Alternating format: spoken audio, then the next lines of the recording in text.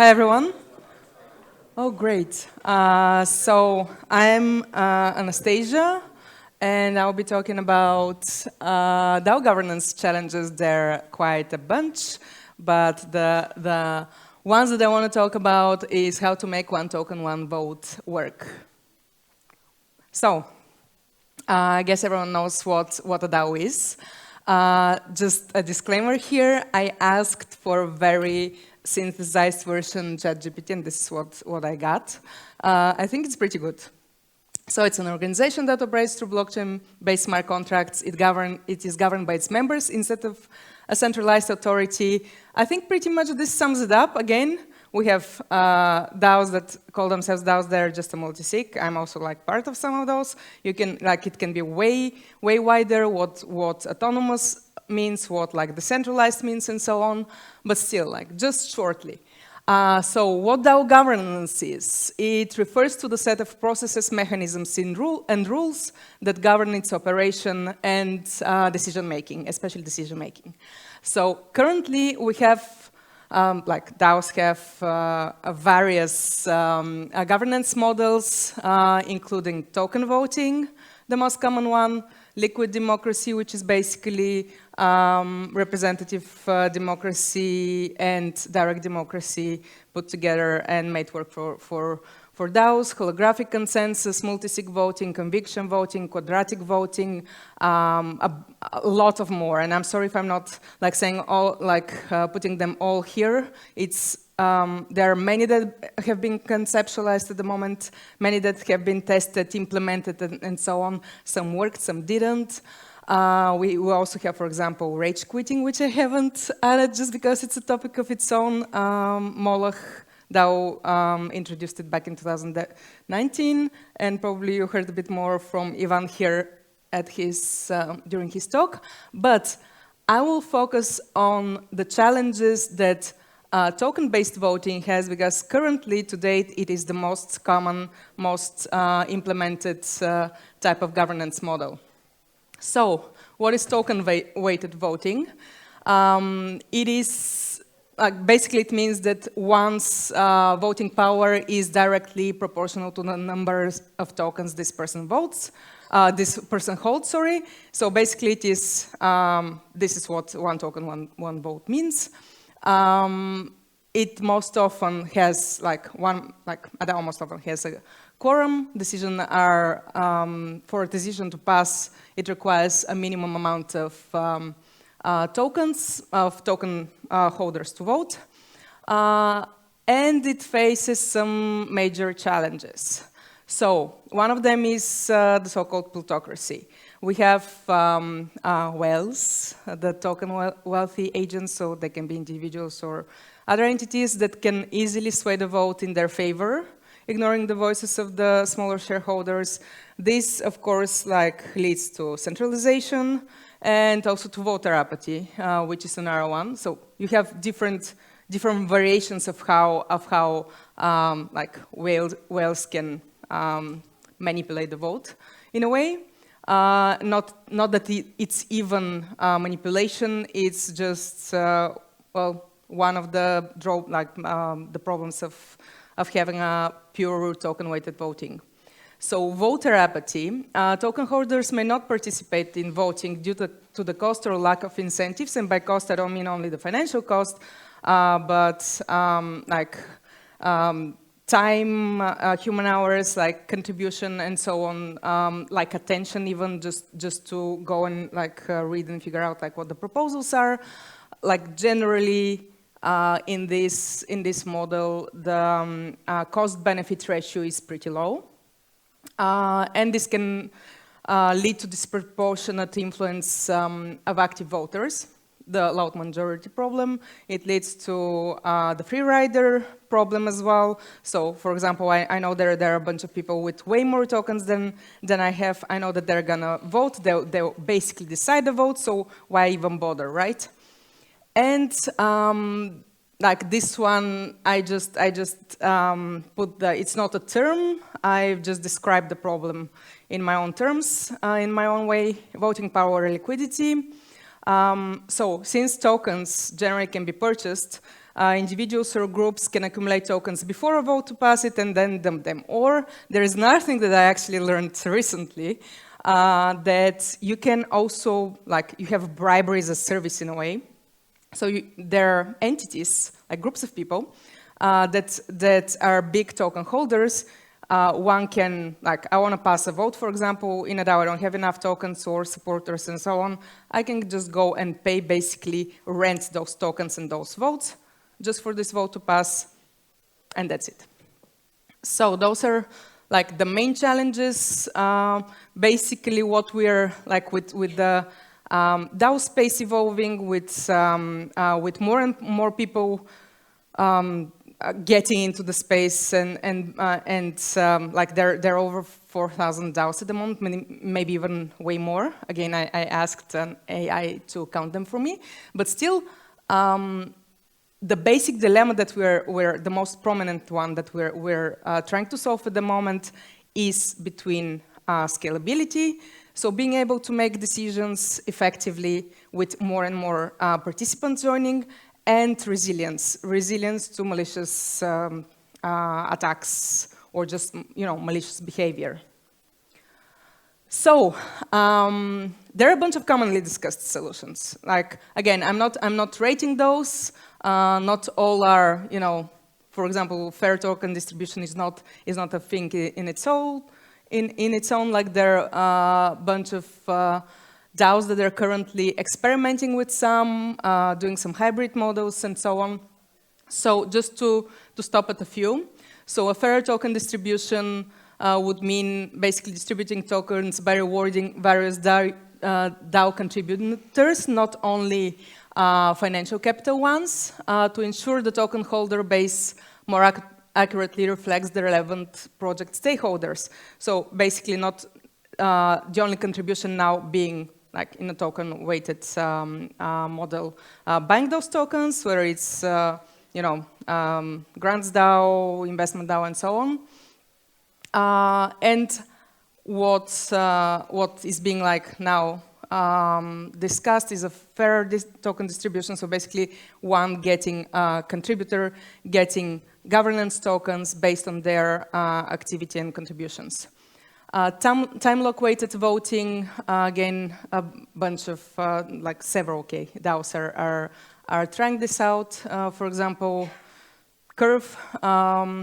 So implement a voting power multiplier based on the remaining duration of a token lock to incentivize long-term thinking and discourage short-term speculation.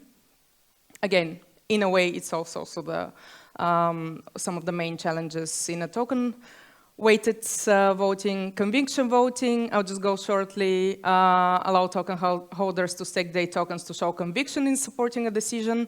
So forward-looking, staking and holding, basically. Reputation-based voting, assign voting power based on a member's reputation within the community, rather than their token balance.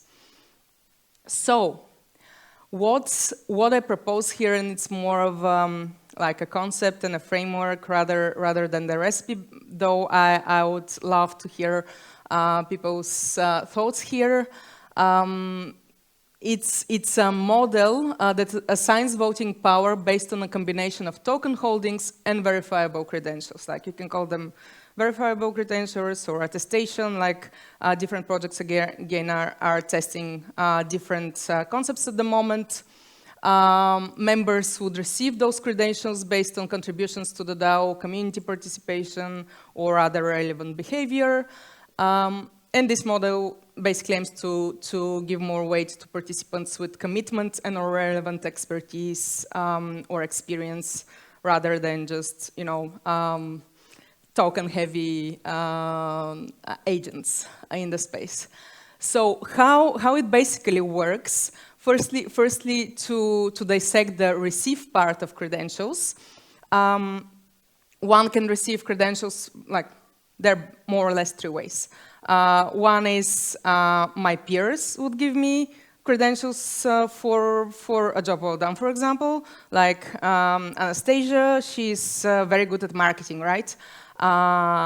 Another way would be, and then for example, there are tools that would allow me to decide whether I want this to be public or not.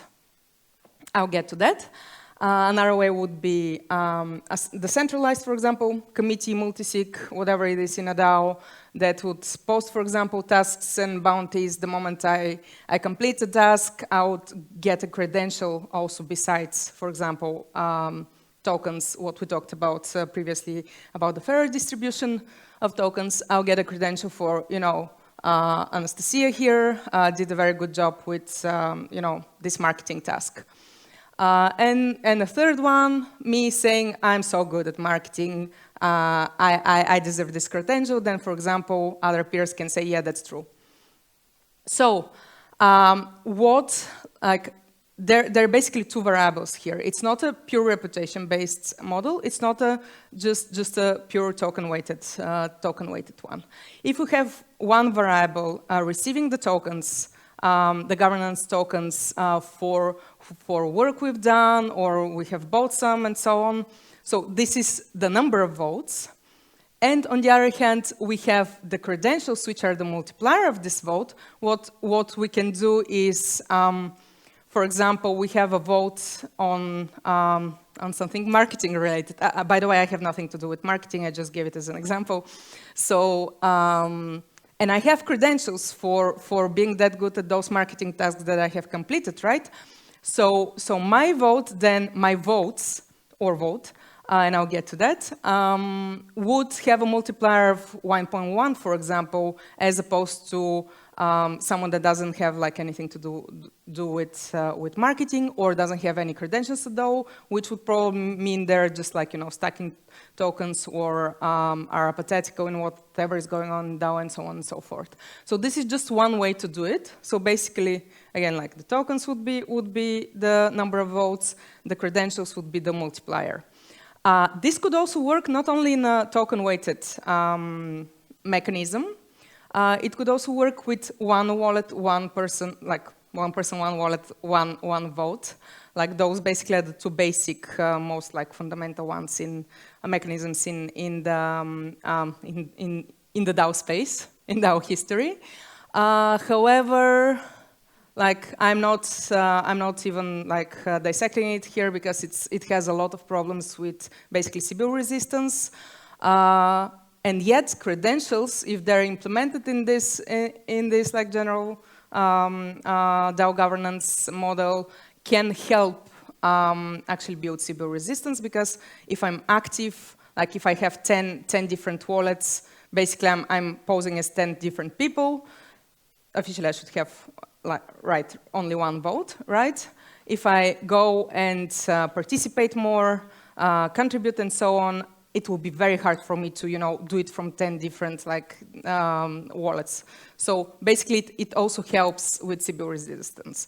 So benefits, just in 2 words, it's less susceptible to wealth domination and plutocracy. It encourages active participation, as I just mentioned, and contributions to the DAO, as DAO increase one's voting power on top of everything.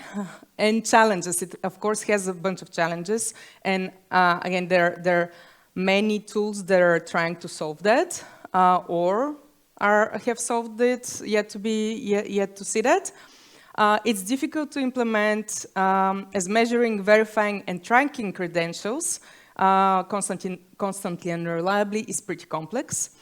One tool that does that, I have a slide now with the relevant tools that one can use in combination to basically test, implement that model. One is DAOESCO, for example. They're solving that problem currently. So another challenge is possible challenges around privacy and data protection, as participants' behavior and contributions need to be tracked and verified. Again, still, it's more of a framework rather than a recipe. I purposefully didn't show you the formula that I just explained in words, because it depends on what your needs are, what your DAO is, what its purpose is, and so on. And it can be, just changed, augmented, and so on. So as I mentioned, the relevant DAO toolings, there are way more. Again, it's than those. Again, I'm not affiliated with any of those. I'm not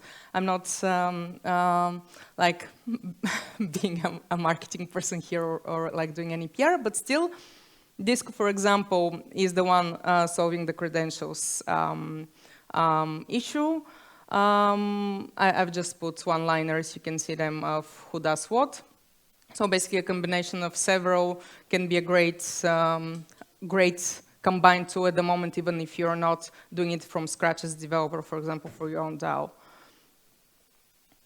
And in conclusion, like, yeah, as I mentioned, there is no fits-all solution to DAO governance. We are constantly evolving, building. I really love that image. It's so DAO-ish.